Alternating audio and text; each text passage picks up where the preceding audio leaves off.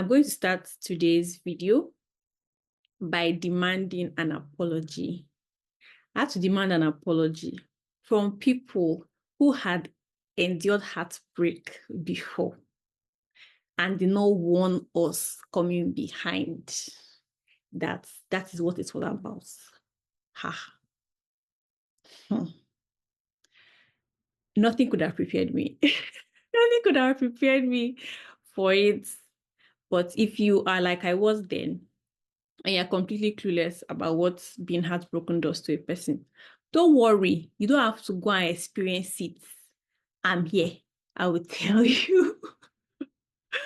I will tell you what's what. I'm going to give you all the behind the scenes, all the tea. Oh my goodness, like Dotun, the girl does all the tea. Hold on a sec. I meant to when I said I was coming with the tea. Yeah. Hello, and welcome to my channel.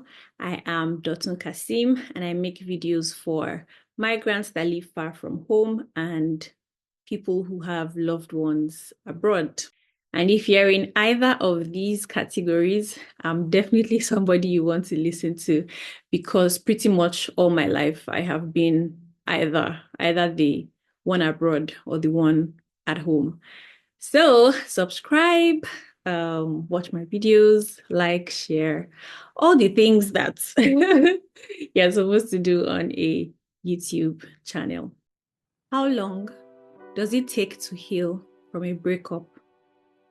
What do you think? Is there a time by which the exes are supposed to have moved on and gotten over the whole ordeal? What happens to a person 2 weeks after they break up? Well, these are questions that nobody in a committed relationship hopes to find themselves asking. But sometime last year, I was on Google asking these questions. And no, I wasn't asking for a friend. I was asking for myself, because my worst fears had happened. The fear that I would give my heart away without any restriction and that it would get broken. Well, how is that heart now? Has time healed me? And since it was a long distance breakup, has the distance helped, or has it made things worse? That's what you're about to find out in today's video. Oh, before I start, see my cake. The OGs know. The OGs that know. That no. This is my cake from Cakeworks. Okay. So, as I was saying, if you're wondering about the cake, just make sure to watch my last video about friends and family relocating. Okay, not to be distracted. So let me tell you, I died. Hey, I felt the hollow in my chest. I did not think I was ever going to feel right again. Like, my heart just felt off. Like, I could feel it physically. It was not right. It was not rightly placed. It was not in the right position. It was so hard. I cried. I cried every type of cry. Ugly cry, shouting cry, quiet cry, tears just streaming down your face cry. Cry that you don't even know that you're crying. You just find out that you're crying. Oh my goodness. The first few weeks afterwards were really something. And interestingly, or unfortunately, I don't know what the qualifier is, this happened 2 weeks to the submission deadline of my master's thesis. I don't wish it on anybody. I don't wish it to anybody at all. I scattered body, not my crying. Like, now when I think back to all the gymnastics, because it was gymnastics I was doing, all the cry gymnastics that I did then, I'm just like, tell it not on gas. how the mighty are falling. Publish it not in Ashkelon. And that's what I'm doing now, publishing it. But anyway, you can't see what I was doing. So nobody must see the things that I did. Nobody, just me and Baba God that know what went down. But that time, those days of intense grief, they revealed a stubbornness in myself to me. I was very, I was a very stubborn person. And I will share about like what I mean when I say I was quite stubborn. So like I used to do on my podcast, I would talk about the peculiarities of long distance and how that influences the experience of heartbreak. Heartbreak is not just a fancy word like heart do break, like it do break. Okay, how does long distance affect the situation? On one hand, I think it makes it easier, recovery and everything. I think it makes it easier, and on the other hand, it could be a little bit of a challenge. So how does it make it easier? The out of sight, out of mind factor is definitely one of the things that make it easier. So you can easily follow the decision to go cold turkey, like no contact. Yeah, just deaden every means of communication. What that does is you don't have to go through the torture. Like if you're in the same space, you don't have to go through the torture of redefining your relationship. If you are like in the same church or in the same school or in the same class, like you see each other often, and then you have to transition from lovers to what, enemies or cold shoulder friends. I don't know. But with long distance, you don't have to navigate that headache. So that's one thing. And even this can be a little bit of a disadvantage because there's a way that seeing a person would force you to confront the feelings that you might otherwise bury. Like when you're going through something as hard as a heartbreak, one of the defense mechanisms might be to just shove all the feelings down and just say I'm not dealing with this. But if you have a constant reminder of of what is on your inside that you need to process, right? It might be easier or it might be harder to go the route of suppressing emotions. So even the advantage of long distance is a disadvantage. Another advantage of um the distance of long distance after a breakup is it eliminates the temptation to get back together in the name of being fond of one another. Like you might still like the person, but you know that this relationship is not serving you, is not serving them. Nobody is benefiting from both of you being together, but because of what you share, you decide to go back to be with the person. If this is for you, I'm just looking at you in 3D. Ways that the distance is a disadvantage. The key one, I think, would be that when you are saying goodbye at the airport, like when you're, because this is based on the assumption that there was a physical or there was a close proximity relationship before transitioning to long distance. But before the transition to long distance, like when you were saying bye-bye, see you again soon, it did not cross your mind. Or I don't know, it didn't cross my mind that that would be the last time I would be seeing him, or that would be the final goodbye. And from the point of goodbye to the point where it finally ended, like I had been nursing like hopes of reconnecting, reuniting when we finally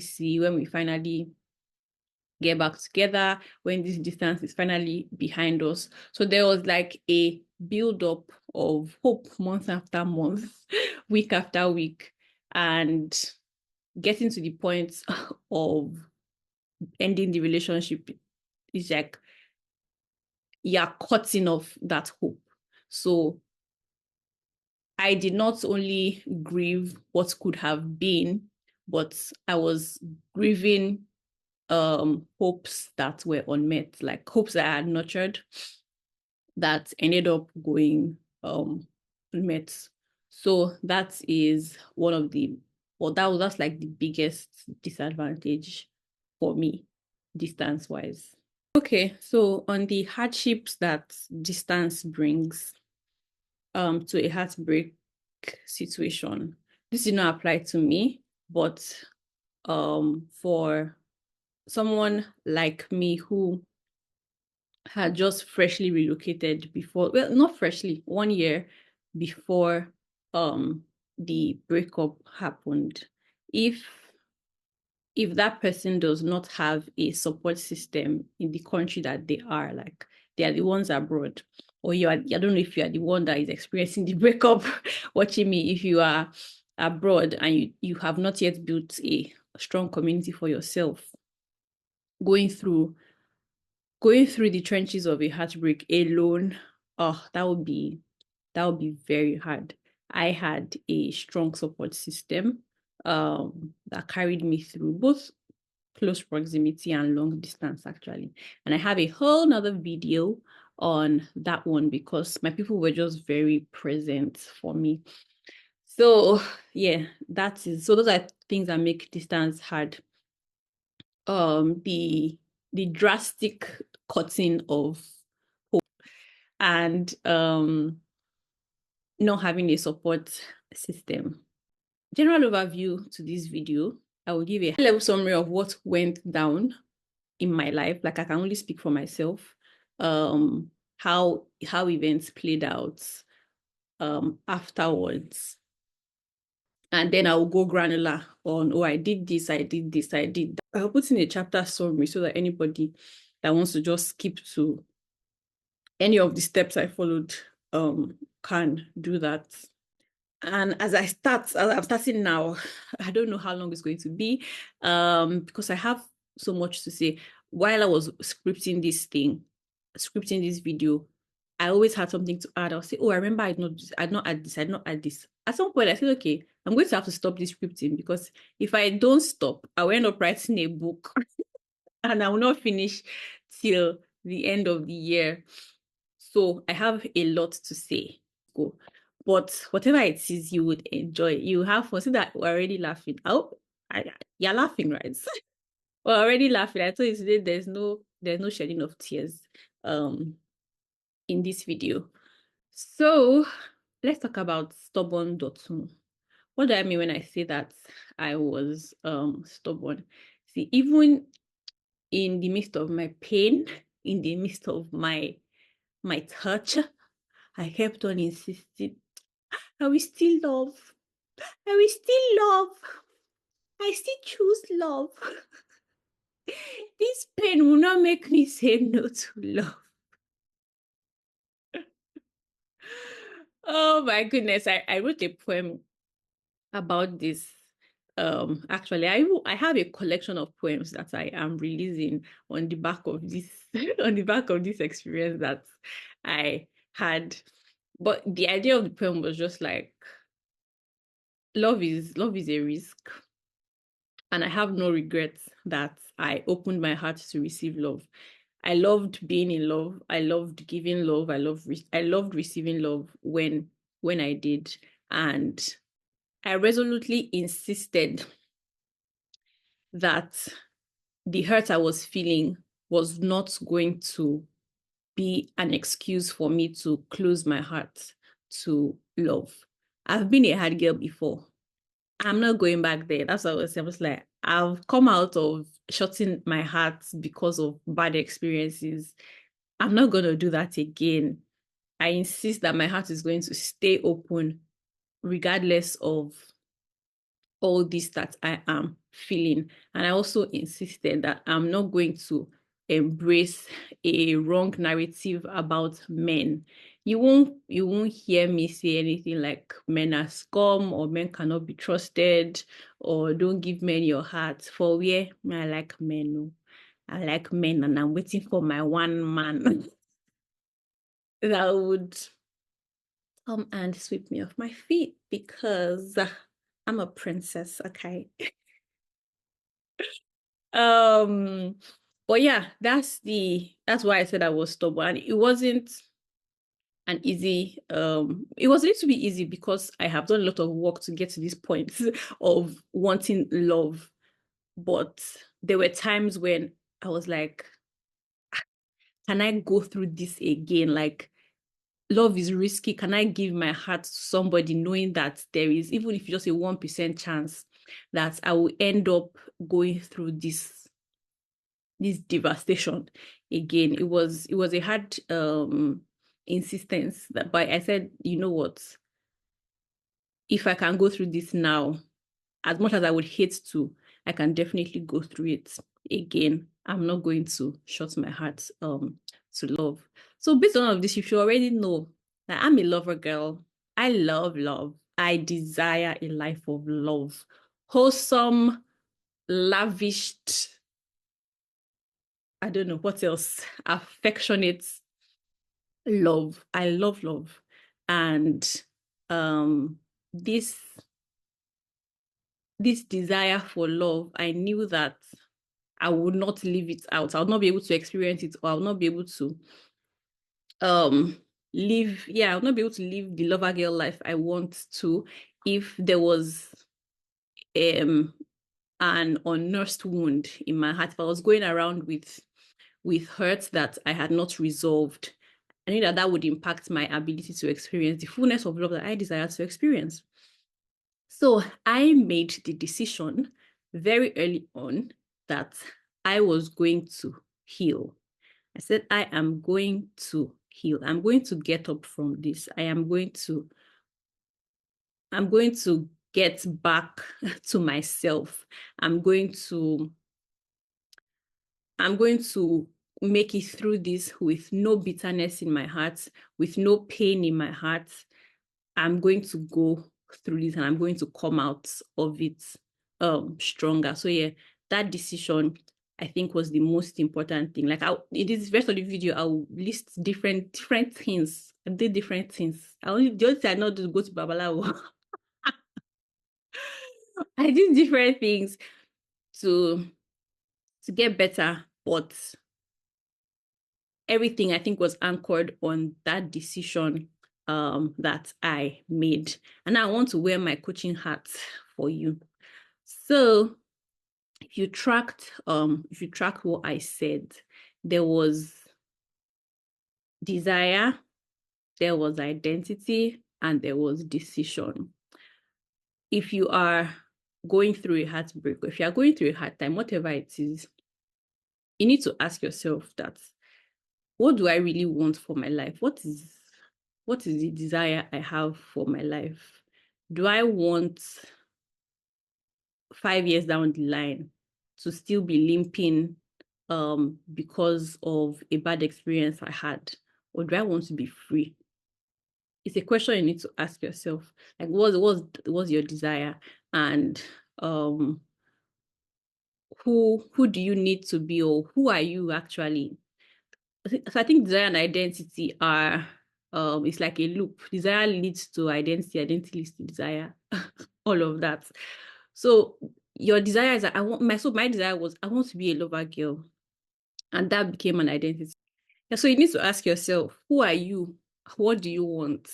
And then based on this identity and desire, based on the fact that I'm a lover girl, and based on the fact that I want a life of love, what do I need to do for you? I don't know what that would be. What do you need to do? What I needed to do was make the decision to heal. So make that decision based off of who you are and what you want for your life, and follow through on the decision.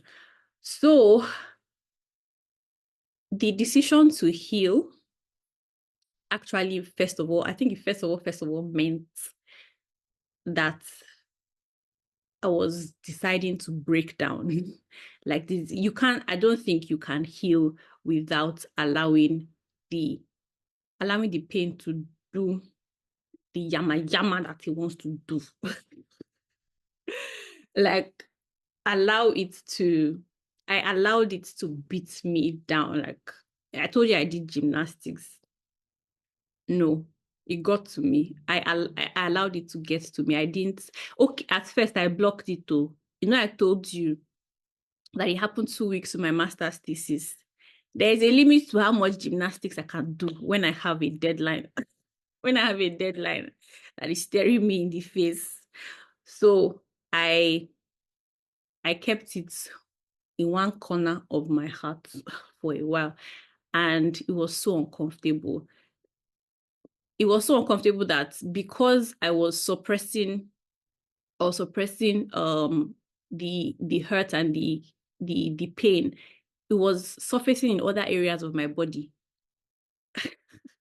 I was confused. I had to Google it. That is it normal for somebody to have like fever aches when they go through a heartbreak? And the response was, oh, yes, because your pain signal, something about your body, just your mind wanted you to know that you're in pain, that kind of thing. I know I'm in pain there, but I have projects to write. Calm down. We will cry later. Okay, we'll cry. We'll cry later. So yes, I suppressed it for a while. But after my projects, that was when I allowed it to do me nonsense. I used to cry a lot. I cried till I felt the weight lift off my chest, till my chest started to feel right again. I know I'm not saying heart, I'm saying chest, yes, because I felt it physically. So I cried till my chest was okay. And on some days it would even be hard to cry, but there would just be that knot in my chest. I'm like, I need to let this thing, or this thing needs to come out. I don't know how we're going to get it out. It just doesn't feel right. And two things that helped me. One time was actually just breathing. So I took a deep breath. I knew I needed to cry, so I took a deep breath, and then in letting the breath out, I ended up wailing. Like I just burst out in a wail. Oh my goodness. Then another thing that used to help when the knots would not go from my chest was listening to music. As a matter of fact, it was music that helped me to start crying, because when it happened, I was numb for a while. Then I listened to worship music, and it was worship music that got me emotional. I tried breakup music, or I tried one breakup song, but it didn't do it for me. I'm too steeped in the Holy Ghost. Is the Holy Ghost that go make me cry. I generally don't even recommend breakup songs or sad songs, because I believe they come with their own spirits. And as much as you want to allow yourself to be sad, I don't know. I don't support the spirits behind sad songs, Sha. So if you're a believer, I would say don't do sad songs, please. Yeah, so I did worship music, and subsequently there was one go-to song to help me cry, you get. It was Tell Your Heart to Beat Again. I think it's by Danny Goki or something like that.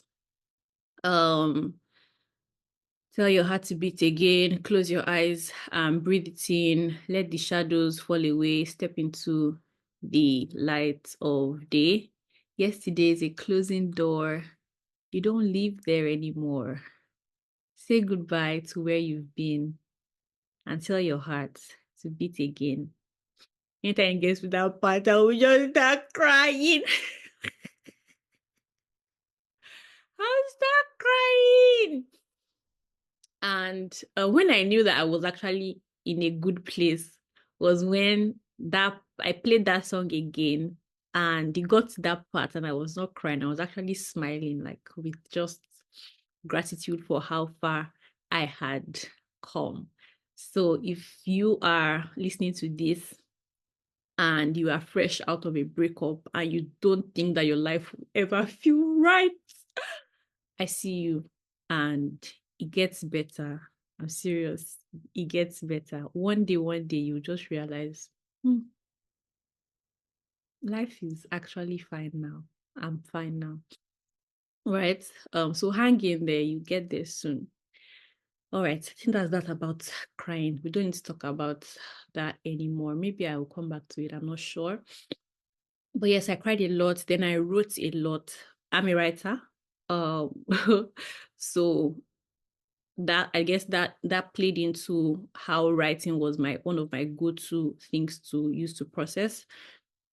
But even if you're not a writer, it's important for you to write. So what did I write? I know write the I know write all the things that I'm missing. No. I know write all the things that I could do better. Oh, that now is not the time for that kind of reflection. No. I wrote every reason why this situation was good for me. Like I built an argument. Oh, this is why um this is why we are apart. This is good. This is why it is good that we are apart. This is why it's good for both parties that we are apart. This is how um things would have played out badly if we were still together. Um Now is not the time to be an optimist. I did all my optimism when we're in the relationship. Now that we have come out of it, I'm a pessimist. Okay, I'm a pessimist. Just all those reasons, all those questions I used to ask, but that you wave away because of love. And you say, oh, we'll make it work, we'll make it work.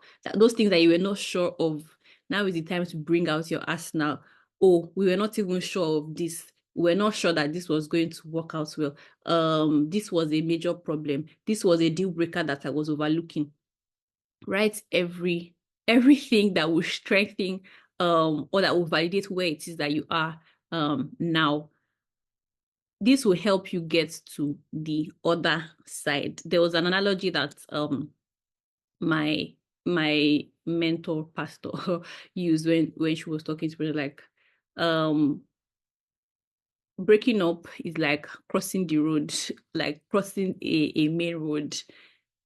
Is not after you have left the curb or the side the pedestrian sidewalk that you now stand in the middle of the road to be asking yourself, should I have crossed? Should I not have crossed? Guy is coming. Move, get to the other side. Okay. So that's what you need to write. That's what I was writing to do. I was writing to get myself to the other side. That was not the time to second guess anything. And that's also, I don't even think that's the time to be saying what could I have done better.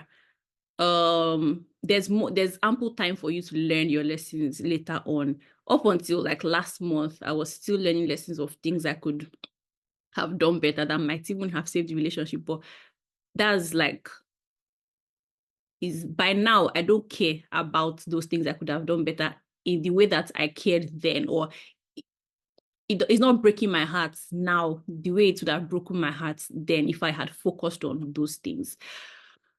That was a mouthful. So yes, do a lot of writing. What this writing does is that it empowers your rational brain over your emotions. I did a lot of research when I was going through this thing. So yeah, they say the rational part of the brain is bigger than the emotional part of the brain. So you want to use that part during moments of grief like this. So you're giving your brain material. I had too many pages that I would just go back to day by day, just reading. Okay. That would help to overcome, not suppress. That would help to overcome the emotional part of of what you are going through. There was even a third video I watched about a doctor that specializes in helping people recover from heartbreak. He said that all his patients, what he does on their first visits, on is their first visit? I think it's their first visit. You ask them to list out all the bad things about the ex that they can't get over. Every single thing that they do not like, down to how they threw their food, everything that upset them about those people, about their exes. Ask them to write it out. And then in their next appointment, when they come and they are sad and their heart broken, he just like, nah, bring the list, bring out your list. Thank you. Bring out your list. Go through your list. Go through your list, okay? So it's not about being a hater. Me, I'm 100% for honor, for preserving your heart from bitterness, for regarding the person that you were with highly, except you were with the devil. But I'm sure that person has definitely has an impact in who you are today, who you have become. So I'm not saying that you should list out all the bad sides of them in a way that makes them, the way that doesn't dignify them. Do you get? Do it very honoring. Do it in a very honoring way, and do it in a self-forgiving way as well. So when you are doing all this, you're writing, don't castigate yourself and don't castigate them. Just be as objective as possible. I think you get what it is that I am trying to communicate. Since not everyone is a writer, and words definitely have a way of helping people heal and process things, I decided to write. So I have a collection of poems, poems. I think it's poems. Collection of poems. Collection of poems. Hey people, let's talk about the Heartbreak book. I did not think that my first book would be a book on heartbreak, but well, it's a collection of poems, notes, and prompts for breakup recovery. I I really love it. I think that it is a really special thing for anybody that wants to step beyond the whole ordeal and get to the other side without any resentment in their heart. The book has different parts, notes to the people who broke up, notes from the person that left, notes from my diary, and notes to the people that want to support whoever in their lives is going through such a terrible situation. So there's the ebook and there's the hardcover. I would 100% recommend the hardcover for people who actually want to use the book as a tool for recovery, or as a support. It's not, I don't even know, because I'm not a therapist. It's not a tool per se. As people that actually want to go through the notes and the journal prompts and the journal pages, because there are journal pages for people to write and process their thoughts. I would recommend the hardcover for any such person. But anybody that is just curious to know what's in the book, I would say get the Kindle version, which is the ebook, easily accessible to anybody anywhere. The links are in the description. So yeah, please, when you get them, leave a review for your girl. First time author things. Well, just because I'm not a popular person in the Amazon bookstore, it would help to have reviews bump up the book. So yeah, that is that. Thank you. Let's get back into the video.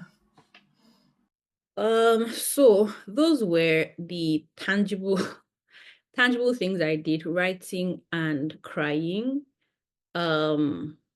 Also actually reaching out for help, or just support, like on days that it shook me, on days that it just shook, I sent a message to my friend, like, I can't take it. I can't take it. Am I going to get better? Am I ever going to heal?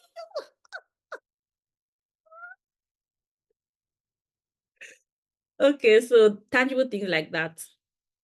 Other things like I would call intangibles that helped me, I would say first is a life of vision, or you can also say having something more to live for.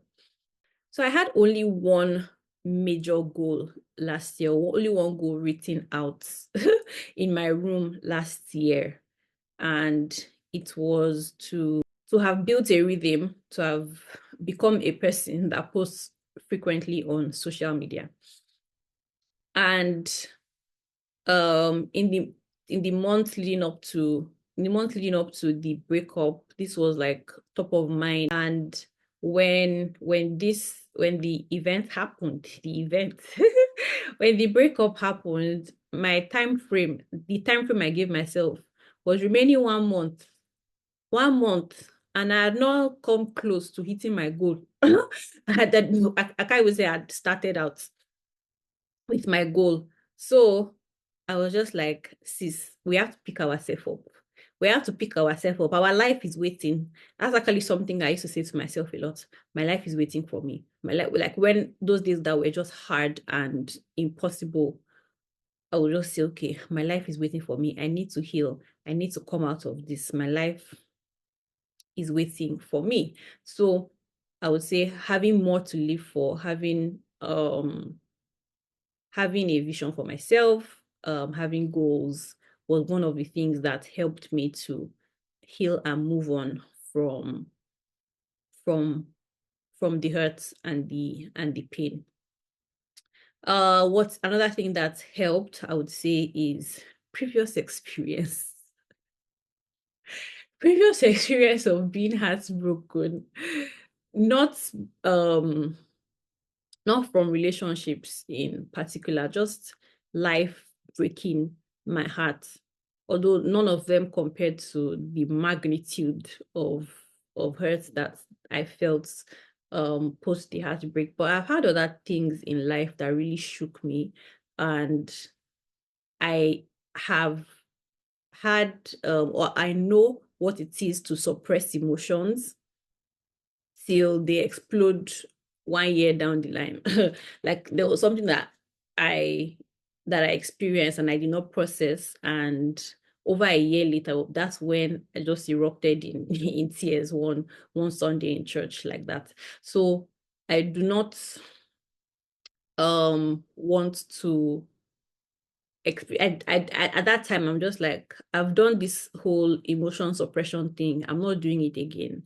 I said I'm going to walk through this. I'm going to process this. I'm going to do what needs to be done to make sure that 1 year down the line, I'm not still bleeding from this wound.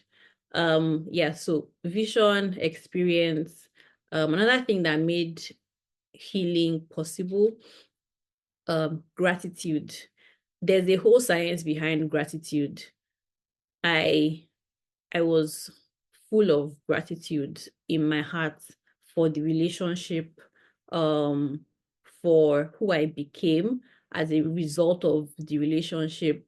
If you listen to my podcast, you know about how I used to be a hard girl, and it was the relationship that really opened me up to love and loving and all of that. So I was really filled with gratitude for how everything played out. It didn't end how I thought it was going to end, but there was still so much to be grateful for.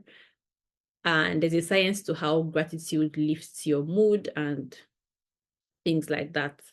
So vision, gratitude, experience. Another thing is hope. I I was just so saturated in the belief that there is still love ahead of me. Like I think I have watched many of my friends experience heartbreak, and I have seen them find the love that they desired. after that heartbreaking situation. So I just use them as as an anchor that, no, if this person made it through, if this person came out of this and found the courage to love again and has found their happy place, their happy person, then it is within reach for me as well. So I was and I am still fully convinced that I will enjoy the love that I am looking for. I will find it, it will find me. We will find ourselves. Okay. Yeah, so that's that about hope. Then another thing is loving the life that you have. This was so key in me getting back to myself, in my chest feeling right again after I thought it would never feel right. So a little backstory. 2 months before this heartbreak, I had a rock bottom experience where, I don't know, that's the only way I can even say it. It was a rock bottom experience. I wasn't functioning well. My mind wasn't sharp. My body was tired. My soul was parched. I was just not in a good place. And the only way, after you hit rock bottom, they say the only way to go is up. So I was in a 2 months of recovery kind of situation. God had been building me back up little by little after my breaking point situation. So I was now eating well. I was going to the park weekly, experiencing nature, enjoying nature. I was engaging in leisure activities that's like coloring. I was just doing things that were good for my mental health and that were centering me. And those things put me in a good place to take the punch. Yeah, I think it puts me in a good place to take the punch of the heartbreak.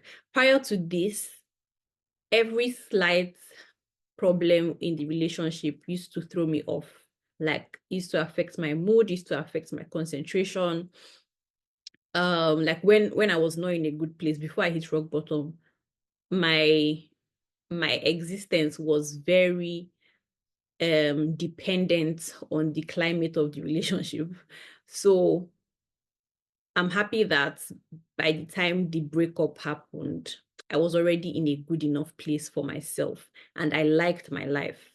And I was enjoying, even in the midst of my pain, my crying, my heartbreak, I was still enjoying my life. I was still going to the park weekly. I was still eating good. I have one story of of my eating good. One day I think I made pancakes and eggs and sausages and baked beans, some good stuff. And it wasn't just, it actually tasted really nice. And that day I was seated on the dining table. For some reason, the sadness I don't even know why, because I had finished the whole experience of cooking, whipping up everything. And then I sat down and I wanted to start crying. There was like a lovely plate of food in front of me, and I wanted to start crying. I had even taken a picture of the food, and I wanted to start crying. So the tears were about to drop from my eyes, or they were about to come out, and I decided to just eat regardless of how I felt. And I put one fork of the pancakes and eggs in my mouth. The delight that I felt, the tears went back to where they were coming from. The tears just went back because that food tasted good. Chef's kiss. I did well with that with that pancake and egg. Anyway, so having a life you love can help you fast track your healing process. That's that about like the list of things. Crying, writing, a life of vision, past experience with heartbreak, hope, gratitude, and a life that I loved. All of this, like this hope, everything I've talked about, this happened like less than 2 months after the events. So by 2 months after the event, I was in a very good place. I was in a surprisingly good place. Like the worst of it was really behind me. I even moved I moved out of the place that I was staying. So it was really a stepping out of that head space, everything that was associated with my long distance relationship was really in most of it was in that in the apartment or in my school accommodation. So leaving that was really an opportunity for freshness for me. So yeah, it didn't take long, except, oh my goodness. People say little did I know, little did she know, little did she know that that was not the end. That wasn't the end. Some, let's say not even up to 3 months after, like a couple of weeks after I moved houses, I started feeling some kind of anger. It's like, where is this anger coming from? Started feeling some kind of anger, and I would not even have identified it, or I would not have been able to get to the root of it if someone had not just randomly reached out to check on me to say, like, girl, how are you doing? And I'm grateful for that message. So I will talk about it in my next episode where I share how my support system helped me um through this. As I was talking about anger, and I just remember that there was something I wanted to mention I did not mention, and it was how it's very important to protect your heart from bitterness after such a that's such an emotionally trying experience. Maybe this would link to gratitude. So what gratitude does is it helps to purge your heart, I think, of bitterness. I don't know how the human body works, but I kid you not, in the week after the heartbreak, I tasted bitterness in my mouth. Like the thoughts of the whole event and everything used to bring up to my throat a bitter taste. Say, what is this? What is this? Eh? Me that I want my heart to be clean. How would I be loving people? How would I be a lover girl if the bitterness in my heart is even finding its way to my mouth? Ah, man.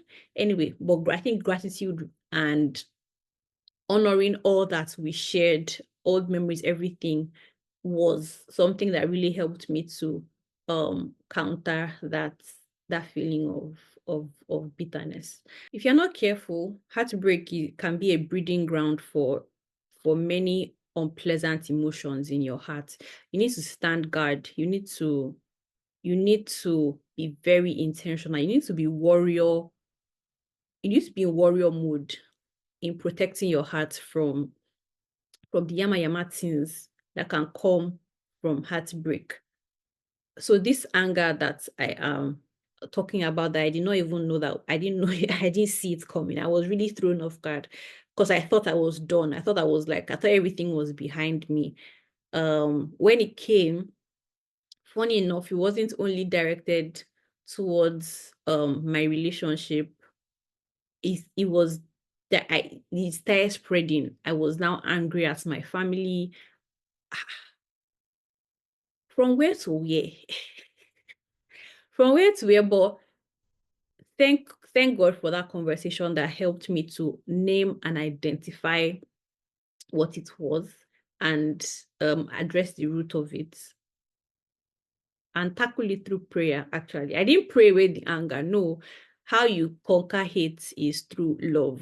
So I countered the anger through intercession, like praying praying for everybody that I started feeling angry at. I prayed for every one of them, and it went away. It went away just like that. Yeah. That's that about that. So what have I said? What do you think? Does time heal? Does distance heal? What heals a person? In my opinion, um, time only heals when you pack things into that time. Like those 2, 3 months could have passed and nothing would have changed, and I would still be as broken as I was at the beginning. I would still be as beat down as I was, or I'll be suppressing those. I will still have those emotions suppressed somewhere in my heart, and 3 months would have passed. But 3 months with everything that I did, with all the steps that I followed, are what made it possible for the healing to happen. Everything that all these things I talked about could not have happened in one day, could not have happened in 2 days, it could not have happened in week one. So there definitely is a role that time plays. Like you need time to experience or to do everything, for everything to play out, for everything that I mentioned to play out. Time has to pass, weeks have to pass, days have to pass. You need to go through all those motions and everything. So in a way, time is very important for healing. But the passage of time itself, I do not think that the passage of time is what heals a person from heartbreak. So we'll talk about my support system in the next video, and this is very important if you are thinking of how to support somebody, particularly, maybe not particularly, if they are your long distance friend, like your friend far away from you is going through something hard. How can you support them? I will share what different people in my life did for me and how you can learn from that as well. Till next time, I remain Dotun the girl. Oh, like, share, subscribe.